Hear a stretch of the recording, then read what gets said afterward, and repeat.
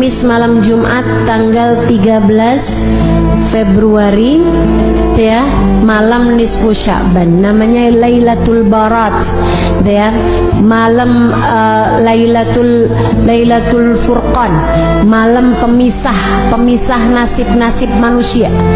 Kata Allah Subhanahu wa taala dalam Al-Qur'an, a'udzubillahi minasyaitonir rajim, yamhullahu ma yasha'u wa yuthbit wa indahu ummul kitab.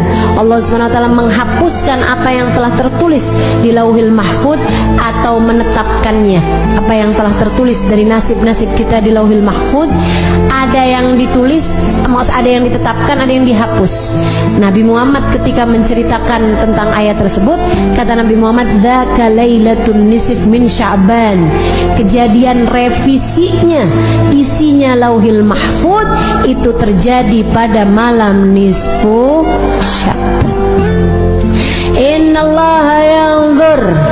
Innallaha yanzur fi lailatin nisf min Sya'ban fayaghfir illal musyrik wal mudmin wal musyahin. Kata Nabi Muhammad, Allah memandang hamba-hambanya pada malam nisfu Sya'ban, kemudian Allah mengampuni hamba-hambanya kecuali yang musyrik, kecuali yang pecandu, minuman keras ataupun narkoba dan sejenisnya. Mudah-mudahan Allah selamatkan keluarga kita semuanya dari hal-hal yang semacam ini insyaallah. Kemudian wal musyahin, yang di hatinya masih menyimpan dendam, permusuhan kepada sesama hamba Allah Subhanahu wa taala. Itu sisanya Allah ampuni. Itu malam penting, malam nisfu Sya'ban, malam perubahan nasib.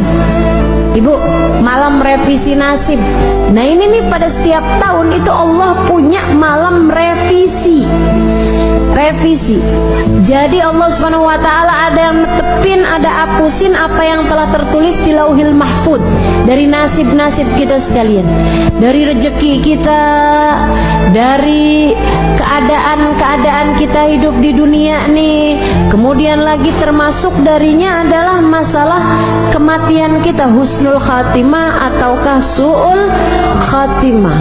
Karenanya di malam nisfu Sya'ban kita diajarkan oleh para ulama-ulama kita untuk membaca Yasin 3 kali dengan niatannya masing-masing. Yasin yang pertama dengan niat Allah karuniakan umur yang berkah, umur yang panjang dalam taat pada Allah Subhanahu wa taala, umur yang panjang baiknya, umur yang panjang kebaikannya, umur yang panjang pahalanya. Bukan asal umur panjang waktunya, bukan, tapi yang minta kita panjangin, yang kita minta Allah panjangkan adalah panjang pahalanya, panjang berkahnya, panjang manfaatnya, panjang kebahagiaannya. Mau gak panjang umur di atas tempat tidur terus? Gak mau kita, gak mau. Makanya kita minta pada Allah Subhanahu wa taala umur yang berkah, umur yang dalam taat pada Allah Subhanahu wa taala. Kemudian Yasin yang kedua kita minta sama Allah Subhanahu wa taala biar Allah karuniakan rezeki yang halal, yang thayyib, yang berkah, yang mencukupi kita, biar cukup semuanya.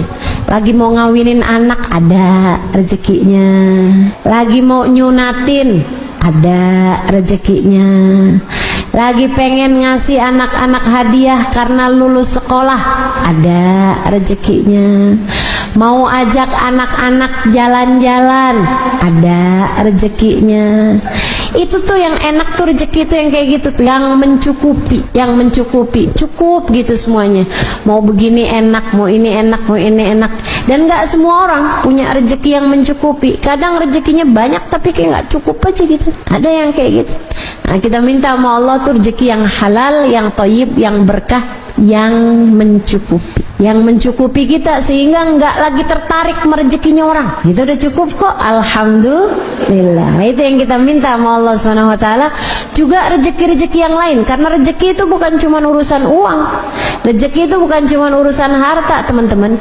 Kesolehan anak-anakmu itu adalah rezeki yang jauh lebih tinggi nilainya daripada sekedar rezeki harta. Betul nggak? Ibu-ibu saudaraku sekalian, saya muliakan, rezeki kesehatan menurutmu Enakan banyak duit tapi sakit, apa enakan sehat walaupun duitnya pas-pasan?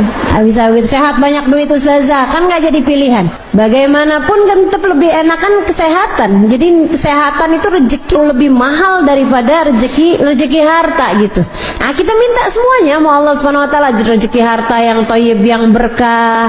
Kita minta juga sama Allah rezeki kesehatan badan kita, keluarga kita, gitu kan ya. Kita minta juga sama Allah kesolehan diri kita, kesolehan keluarga kita, jadi ahli taat semuanya, jadi ahli ibadah semuanya, insya Allah. Kemudian Yasin yang ketiga, kita minta sama Allah Subhanahu wa taala ini yang paling penting dalam kehidupan kita, yaitu dengan niat semoga Allah karuniakan kepada kita kematian dalam husnul khatimah, biar mati di saat iman begitu kuat dalam hati kita. Kita minta pada Allah agar di saat ajal menjemput kita, kita dimatikan dengan membawa iman dan Islam, bawa cinta pada Allah, bawa cinta pada Rasulullah, membawa bekelan amal-amal soleh, dan membawa dosa-dosa yang telah diampuni Allah Subhanahu wa taala.